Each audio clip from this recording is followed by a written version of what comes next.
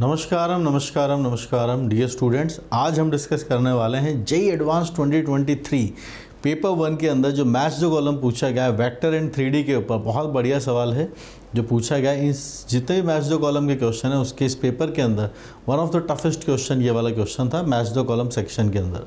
ठीक है, तो यहाँ पर हम डिस्कस करते हैं कि स्टूडेंट्स ने इसका रिस्पॉन्स कैसे दिया। तो आप देख सकते हैं कि यहाँ पर सिर्फ 11.40 स्टूडेंट ऐसे जिन्होंने इस क्वेश्चन को सही किया, रफली 10% के आसपास, क्योंकि 1.4 वाले तो तुक्के वाले भी होंगे, क्योंकि ये कैटेगरी थी SCQ जिसके अंदर ABCD वाले ऑप्शंस बनाए हुए थे मैचिंग करके ऑलरेडी। -1 की नेगेटिव मार्किंग थी और +3 था इसके अंदर सही मार्क्स करने, सही सॉल्व करने पर +3 वाली मार्किंग है। वहीं पर गलत कितने लोगों का हुआ आप देखिए, 15% का ये क्वेश्चन गलत हुआ। जो -1 लेकर गए होंगे इन्होंने +3 लिया होगा, और जिन्होंने अटैम्प्ट ही नहीं किया बिकॉज ऑफ दिस -1, 73% स्टूडेंट्स ने इसको छोड़ दिया। ऐसा क्या है इस सवाल के अंदर, क्या इससे डिफ़िकल्टी लेवल है, चाहिए उसके बारे में बात करते हैं कि कैसे स्टूडेंट्स ने इसको सॉल्व किया होगा। चलिए क्वेश्चन पढ़ते हैं। सबसे पहले ये जो लैंग्वेज वाले क्वेश्चंस होते हैं ना, थोड़ा सा एग्ज़ाम में एक नॉर्मल बच्चा देख कर डर जाता है कि बहुत सारा डेटा है, इसी जगह अगर सीधा इंटीग्रेशन होता ना तो उसको ज़्यादा अटैम्प्ट करता। अब ये लैंग्वेज वाले जितने क्वेश्चंस होते हैं, दूसरा ये है प्लेन के ऊपर। प्लेन आप जानते हैं कि जेईई मेन के अंदर नहीं है, जेईई एडवांस के अंदर है, तो कई बार बच्चे सिलेबस पूरा कवर नहीं कर पाते हैं, तो फिर इस वजह से भी प्लेन देखकर छोड़ दिया होगा। This was could be the one of the reason के 73% स्टूडेंट्स ने इसको अटैम्प्ट ही नहीं किया। चलिए फेयर इनफ, क्वेश्चन की बात करते हैं। Let L1 and L2 be the lines. दो लाइन्स हमें गिवन है, एक L1 है और एक L2 है। पहले चेक कर लेते हैं कहीं दोनों पैरेलल तो नहीं है। लैम्डा या म्यू के साथ जो लिखा रहता है ये होते हैं इन लाइन्स के DRS, डायरेक्शन रेशियोज। 1 1 1 है और यहाँ 1 1 है, 1 0 1 है, तो बिल्कुल डॉट प्रोडक्ट भी 0 नहीं है और पैरेलल भी नहीं है। ठीक है। Respectively let X be the all the planes of H that contains the line L। एक X जो है set of all the planes है, सारे प्लेन्स बनाए गए H के अंदर विच कंटेन करते हैं लाइन L को। सीधा सा क्वेश्चन ये है, एक लाइन को कितने प्लेन कंटेन करते हैं? एक लाइन को कितने प्लेन कंटेन करते हैं, कैसे बना सकते हैं इस वाली बात को? एक लाइन से इनफाइनाइट प्लेन पास होते हैं। कितने प्लेन पास होते हैं? इनफाइनाइट प्लेन पास होते हैं। तो हमारे पास ये जो सेट X बना गया है जो कि L1 से पास हो रहा है, तो इसके कितने कॉम्बिनेशन है? इनफाइनाइट कॉम्बिनेशन है। For plane H let DH denote the smallest possible distance between L2 and the H। इनमें से कोई प्लेन हमने H कंसीडर किया जो इस सेट को बिलोंग करता है, उसकी लाइन L2 जो हमारे पास लिखी गई है सेकंड वाली लाइन, उससे डिस्टेंस की बात की जाती है, और वो जो डिस्टेंस है उसको स्मॉलेस्ट पॉसिबल डिस्टेंस को निकाला गया है और रिप्रेजेंट किया गया है DH के साथ। किसके साथ रिप्रेजेंट किया गया है? DH के साथ रिप्रेजेंट किया गया है। H0 is the plane in the X। अब कुछ स्पेसिफाई किया जा रहा है, H0 एक प्लेन को स्पेसिफाई किया है, for which DH0 is maximum plane of DH। DH distance था, तो इस डिस्टेंस की जो मैक्सिमम वैल्यू है उसको हमने D ऑफ H0 से रिप्रेजेंट किया है। तो H0 कोई स्पेसिफिक प्लेन है जिसकी हम बात कर रहे हैं। तो हो क्या रहा है, आइए समझते हैं। जैसे अगर आप देखें फर्स्ट वाली लाइन ओरिजिन से पास होती है, तो ये जितने भी प्लेन होंगे ये सब ओरिजिन से पास होंगे, क्योंकि L1 को कंटेन करने के लिए बोला गया है। तो जैसे अगर मैं ये बात करूं कि हमारे पास एक प्लेन है अगर, तो उसके अंदर इनफाइनाइट ये जो लाइन है, ऐसी अपने पास लाइन L1 है। जो लाइन में बोलना चाह रहा था वो ये था, जैसे अगर ये लाइन होती तो इससे पास होने वाले हम इनफाइनाइट प्लेन्स बना सकते हैं, इनफाइनाइट प्लेन्स बना सकते हैं, बहुत सारे प्लेन्स बना सकते हैं एक लाइन से पास होने वाले, और उनमें से एक प्लेन ऐसा है जिसकी L2 से डिस्टेंस है मैक्सिमम चाहते हैं। सेकंड क्वेश्चन यहाँ पे बनता है कि अगर एक प्लेन हमारे पास है किसी भी ओरिएंटेशन का हो, अगर लाइन किसी भी एंगल पर है उस प्लेन के साथ 3D में, they will always intersect except the case जब इस प्लेन के पैरेलल लाइन आ जाए। अगर ये पैरेलल इसके लाइन बनाई गई है तभी इनकी डिस्टेंस नॉन ज़ीरो रहेगी, लेकिन अगर ये एंगल पर है दे विल इंटरसेक्ट, कहीं ना कहीं जाके वो कट कर जाएंगे।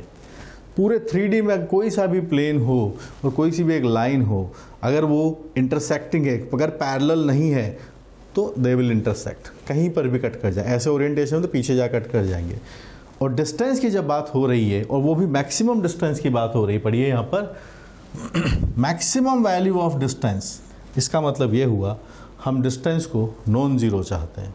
अब यहाँ पर इन शब्दों के अंदर कई सारे हिंट छुपे हुए हैं, आइए हम क्वेश्चन के ऊपर फोकस करते हैं। लाइन L1 एक पॉइंट है जिससे पास करता है, वो पॉइंट है ओरिजिन। इस लाइन के DRS की बात करते हैं, वो है 1 1 1, करेक्ट। तो हम ये जो प्लेन जिसकी बात हो रही है, उस प्लेन को अगर हम इक्वेशन को माने तो मान सकते हैं कि प्लेन की इक्वेशन होती है AX + BX BY + CZ + D = 0। अब आप समझिएगा, क्योंकि ये ओरिजिन से पास होगा, L1 लाइन को कंटेन करने वाला है। अगर ये L1 लाइन को कंटेन करने वाला है तो ओरिजिन से पास होगा, कोई भी एक प्लेन है तो उसमें D की वैल्यू 0 आ जाएगी। अब सोचिएगा, क्योंकि प्लेन के अंदर लाइन है,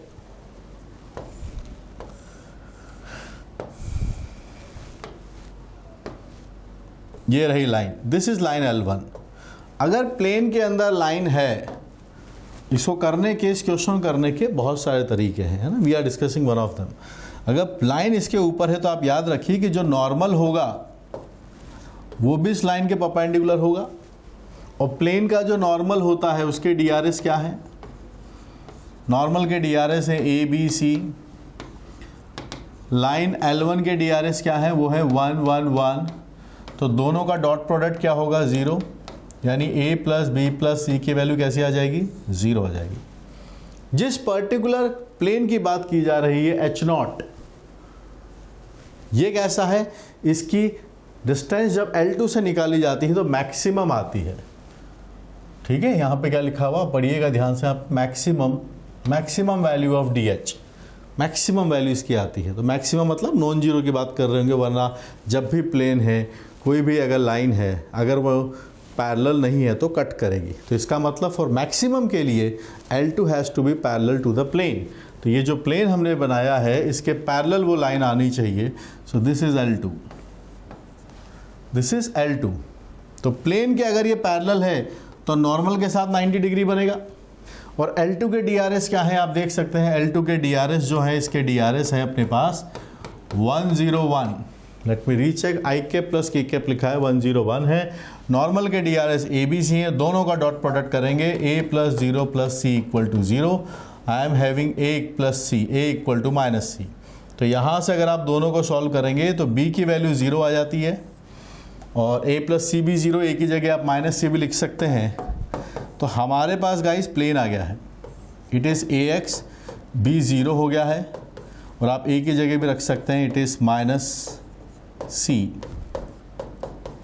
सो जो रिक्वायर्ड प्लेन है जिसकी बात हो रही है वो नोन हो चुका है, दैट इज x - z = 0। बस ये लैंग्वेज को थोड़ा पकड़ना था कि एक प्लेन को कोई भी लाइन अगर कट करेगी, अगर वो पैरेलल नहीं है, दे विल ऑलवेज इंटरसेक्ट, और इंटरसेक्ट हो गए तो उनके बीच के डिस्टेंस 0 हो जाएगी, ठीक है। तो हमारे पास H0 प्लेन की इक्वेशन आ गई, x - z = 0।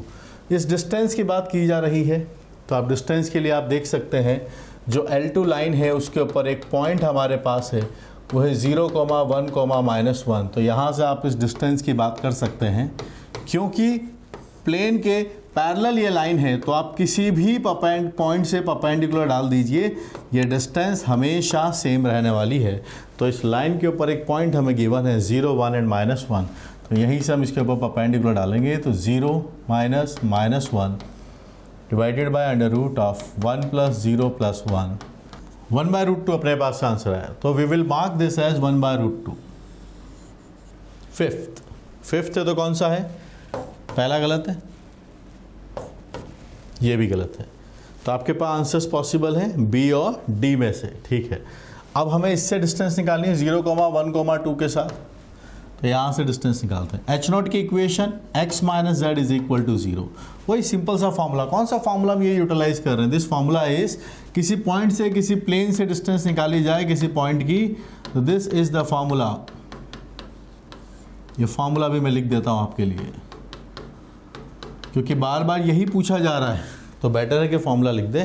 Point x1, y1, z1 has a distance from the plane A X plus B Y plus C Z plus D equal to 0, this is the length. और ये इसी को extend किया है definition जो हम 2D में straight line के लिए सीखते हैं ना, A X plus B Y plus C equal to 0 की पॉइंट x1 y1 से डिस्टेंस, उसी को एक्सटेंड करके आ जाता है। चलिए इसकी बात करते हैं। पॉइंट ये रहा, डिस्टेंस निकालेंगे, x की वैल्यू 0 है, फिर z की वैल्यू -2 है, under root of 1 + 1 this will become as √2 आपके पास से डेटा बनेगा। तो आपके पास q का वैल्यू आता है √2, तो q आपके जाके कनेक्ट हो जाएगा 4 पर। तो आप देखिए डी ऑप्शन गलत हो गया आपका। क्यू किससे कनेक्ट होना चाहिए? 4 से। सिर्फ 2 ऑप्शन सॉल्व किए हैं, आपके मार्क्स पूरे आ गए। एग्जाम में बिल्कुल भी आगे सॉल्व करने की ज़रूरत नहीं, वेरिफिकेशन के लिए करना चाहो तो कर सकते हो। आंसर आ गया है बी। पर क्योंकि हम यहाँ पर मेन एम हमारा पेपर को सॉल्व करना नहीं है, मेन एम हमारा ये क्योंकि अपना एग्ज़ाम नहीं हुआ है, तो हमें मैक्सिमम लर्निंग क्वेश्चन से लेनी है। उसके लिए हम कोशिश करेंगे कि और कितनी बातें, कितने सवाल इसके अंदर पूछे गए, सबको सॉल्व करना सीखना है। आते हैं आर के ऊपर। Distance of origin from H0, अरे तो ओरिजिन से ही पास होता है, तो इसका तो डिस्टेंस 0 आएगा ना। जितने भी प्लेन थे, क्योंकि L1 के अंदर आपने नोटिस किया हो तो पॉइंट ही नहीं था, तो मतलब पॉइंट वाज ओरिजिन। तो जितने भी प्लेन बनाए गए x के अंदर वो सब ओरिजिन से पास होते थे, ओरिजिन से ही डिस्टेंस निकालेंगे तो 0 है। तो r तो ऑब्वियस था कि r की वैल्यू तो 3 आएगी, यानी 2 ऑप्शन तो बिना चेक किए वैसे ही ख़त्म हो रहे थे। चलिए अब आते हैं s के पास। Distance of the origin from the point of intersection of the plane. अभी देखो ये जो दिया है ना, ये इक्वेशन, ये कैसे दिया है इक्वेशन? ये non symmetrical form of straight line type जैसे लिखा हुआ है कि आपके पास y = z है, x = 1 है। तो यहाँ से अगर हम इसको देखें, s वाले की बात कर रहा हूँ मैं, y = z है और x = 1 है, और एक और आपके पास से, तो ये 2 प्लेन से मिलने से एक लाइन आ जाएगी आपके पास, और वो वाली लाइन जब इस वाले पॉइंट से सॉल्व करोगे, जो ये वाला प्लेन है, तो आपके पास एग्जैक्टली एक प्लेन निकल के आएगा। x = 1 है, यहाँ रख दीजिए, यहाँ पर रख दीजिए, लीजिए पॉइंट आ गया। मैंने जो अभी लाइन प्लेन वगैरह बोला, कुछ समझ में आया था क्या बोला था? देखिए y = z जो है, y - z = 0, ये एक प्लेन की इक्वेशन है। x = 1, ये भी एक प्लेन है जो yz प्लेन के पैरेलल होगा, और तीसरा प्लेन ये है x = z। ये 2 प्लेन सॉल्व करते हैं तो हमारे पास एक लाइन आती है। अब वो वाली लाइन जब इस वाले प्लेन से सॉल्व होगी तो फिर एक पॉइंट आएगा। कहने का मतलब ये आपस में सॉल्व कर लो, ठीक है। ये आपस में सॉल्व किया, ये पॉइंट आया।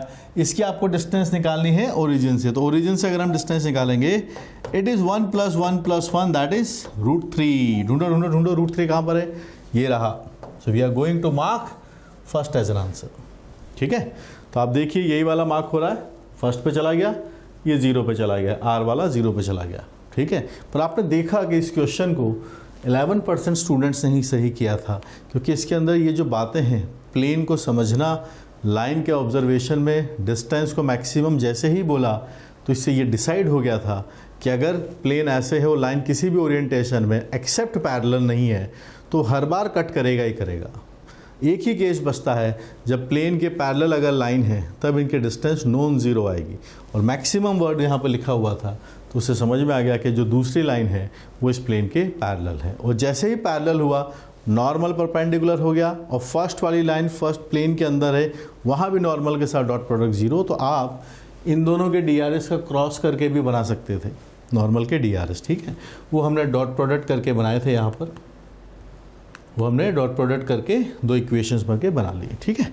बाकी हमने क्वेश्चंस को पहले ही सॉल्व कर लिया था, 2 ऑप्शंस के बाद ही पूरा सॉल्व करना इसलिए का ताकि हम कॉन्सेप्ट तक सीखें।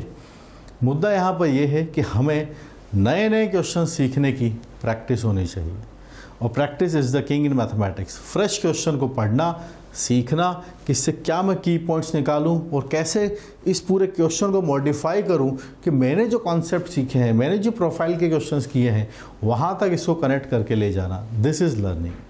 तो कई बार होता है कि जो हमें नॉलेज होती है वो मार्क्स में कन्वर्ट नहीं होती है, और जिस दिन से ये होना शुरू हो जाएगा, आपके मार्क्स भी मॉक टेस्ट में बढ़ने शुरू हो जाएंगे। So practice is the king. और प्रैक्टिस के लिए मैं आपको रिसोर्सेज बता देता हूँ। वेक्टर 3D के लिए तो ये रही मेरी बुक, इसको आप सॉल्व कीजिए। Coordinate geometry, trigonometry, algebra, calculus, mathematics की जितनी ब्रांचेस हैं उसके ऊपर प्रीवियस ईयर क्वेश्चन, चाहे मेंस का, एडवांस का, all these are available for you. पढ़िए इनको, अपनी लर्निंग को ग्रैप्स कीजिए, इंक्रीज़ कीजिए और वर्क ऑन इट, ठीक है। उसके पहले मुझसे कनेक्ट करने के लिए आप टेलीग्राम पर आइए, @omsir से आप कनेक्ट कीजिए और यहाँ पर जो भी अपडेट होंगी, लेटेस्ट अपडेट आपको मिलती रहेंगी। और मेरी समझाई हुई बातें अगर आपको थोड़ी भी समझ में आती हैं तो आप मेरे बहुत सारे कोर्सेज़ हैं जो आपको दिख जाएंगे अपलिफ्ट जेई के ऊपर, वहाँ पर आप आइए and keep on increasing your learning. We are here to uplift your JEE preparation. Thank you guys, मिलते हैं किसी और क्वेश्चन में।